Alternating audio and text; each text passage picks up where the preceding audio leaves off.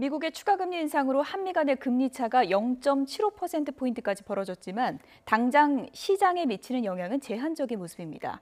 하지만 앞으로 역전폭이 더 커질 수 있는 만큼 금리를 올려야 할지 한국은행의 고민도 깊어지고 있습니다.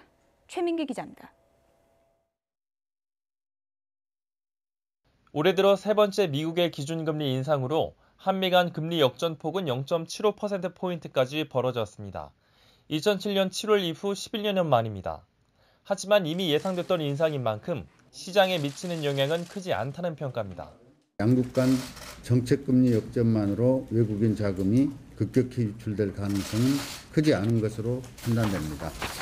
실제로 올해 3월 한미 금리 역전 이후 자금이 급격히 빠져나가는 상황은 벌어지지 않았습니다. 이번 미국의 금리 인상 뒤 열린 우리 시장도 환율은 하락했고 주가는 외국인 투자자가 매수율을 보이면서 상승세를 보였습니다. 문제는 앞으로도 미국의 금리 인상 기조는 계속되고 이에 따라 한미 간 금리 차는 더 벌어질 수 있다는 점입니다. 이런 상황은 신흥국 금융 불안, 미중 무역 분쟁 등과 맞물려 우리 경제에 부담을 키울 수밖에 없습니다. 하지만 불안한 국내 경기 지표와 불확실한 대외 상황은 여전히 금리 인상의 걸림돌입니다.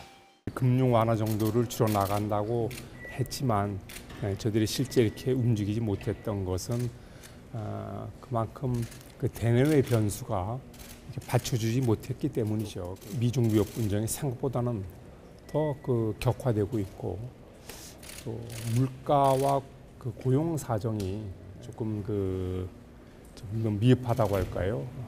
하지만 갈수록 벌어지는 한미 금리 격차에 심상치 않은 부동산 시장과 1,500조 원에 달하는 가계부채까지 한국은행을 향한 연내 금리 인상 압박은 커지고 있습니다. 올해 남은 금통위는 10월과 11월 두 차례, 미국이 세 차례 금리를 올릴 동안 인상 깜빡이를 켜놓고도 정작 한 차례도 올리지 못한 한국은행의 고민이 깊어가고 있습니다. YTN 최민기입니다.